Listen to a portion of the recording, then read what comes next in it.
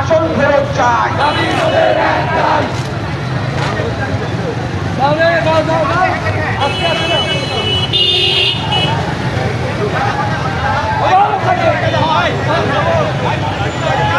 আসন পালি না, আমাদের দাবি, আমাদের দাবি, আমাদের দাবি, আমাদের দাবি, দাবি আমাদের একটাই,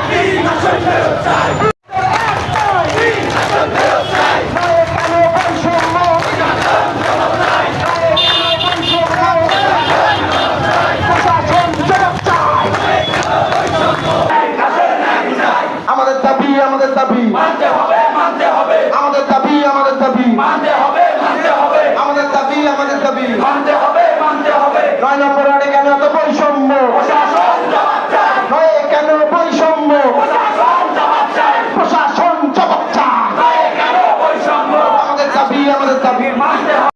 আজকে 15-13-14 বছর আগের যে সিদ্ধান্ত হয়েছে, সিটি কর্পোরেশন ঘোষণা হওয়ার পরে যে সিদ্ধান্তটা হয়েছে যে 9 নম্বর ওয়ার্ড থেকে 33 নম্বর ওয়ার্ড পর্যন্ত রংপুর সিটি কর্পোরেশনের অধিভুক্ত থাকবে।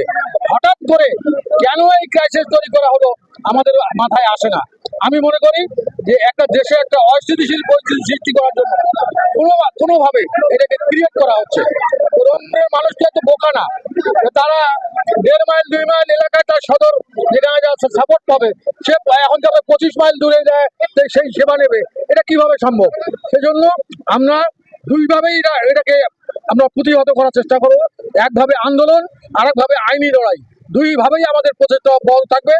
আমরা এই ন্যায্য এই আন্দোলনের প্রতি বিশেষ করে আমি মোস্তাফিজুর রহমান মোস্তফা সাবেক মেয়র হিসাবে সংহতি প্রকাশ করতেছি এবং আগামী দিনে আরো ব্যাপক আন্দোলনের কর্মসূচি আমাদের সহযোগিতা এবং 9 নম্বর ওয়ার্ডবাসী মিলে আমরা একটা দুর্বার আন্দোলন তৈরি করব, যাতে এই 9 নম্বর ওয়ার্ডকে কোনোদিনেই আমাদের রংপুর 3 আসন থেকে বা রংপুর সিটি কর্পোরেশনের এরিয়ার বাইক থেকে এটাকে নিয়ে যাওয়ার সুযোগ না থাকে।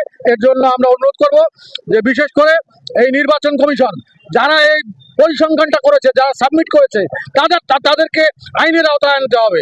আমি মনে করি কি কারণে তারা এই রংপুর এই 9 নম্বর ওয়ার্ডকে রংপুর 1-এর সঙ্গে সংযুক্ত করলো, কি কারণে, কি উপকার হবে 9 নম্বর ওয়ার্ডবাসী?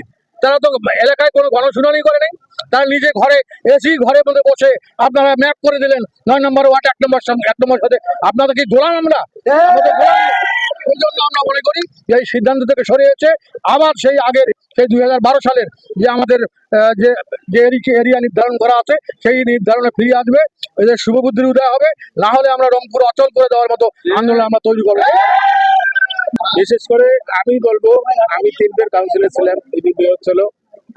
আমার জন্মের থেকেই আমি জানি সদরে আমরা ভর্তি। হঠাৎ করে শুনি যে এই 3 নম্বরটা 1 নম্বরে গেছে, তখন আমরা কেউ জানি না। তাই এখানে এনারা কমিশনার সাহেবেরা এখানে এসি রুমে থাকিয়া ওই যে এই এয়ারলাইন ম্যাপ করে, এরা রোহিঙ্গা এই যে 13 লক্ষ আছে না, প্রোডাকশন যে ওখানে আছে ওইখানে করতে যাক যে এই রোহিঙ্গারা কত আছে এগুলো বসিয়া ম্যাপটা করিয়া সব ছিল না আগে কমিশনার, এখন কি জেলখানা। এরা যাতে আগামীতে জেলখানা যাইতে না চায় তাহলে তার জন্য এটা ঠিকঠাক করে দেব।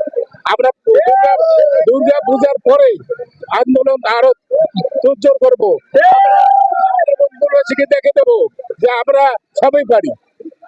আল্লাহ যেমন দেশে যাবে, কিন্তু এই সমস্ত রাজাকার যারা এই কমিশনার করতেছে তারা ঠিক হোক, তাহলে খুবই ভেজাল হবে।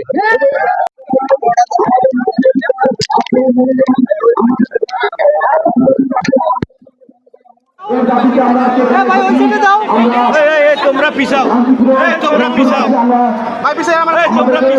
তোমরা পিছাও, পিছাও। ঠিক আছে,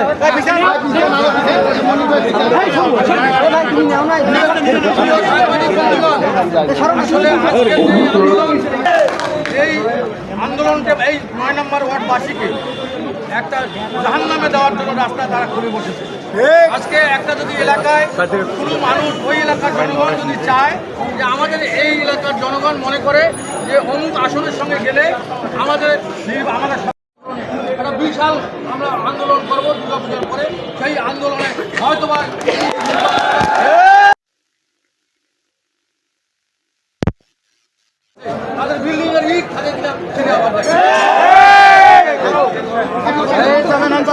আপনারা কিভাবে করলেন এলাকায় গণশুনানি না করে কিভাবে আপনারা 9 নম্বর ওয়ার্ডকে আপনারা 3 নম্বর বাদ দিয়ে 1 নম্বর করে সম্পত্তি বলেন এই জবাবটা তো আপনার কাছে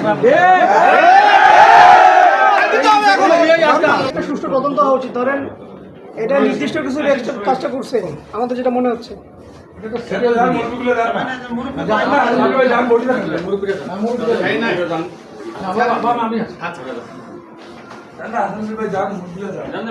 দাঁড়ায়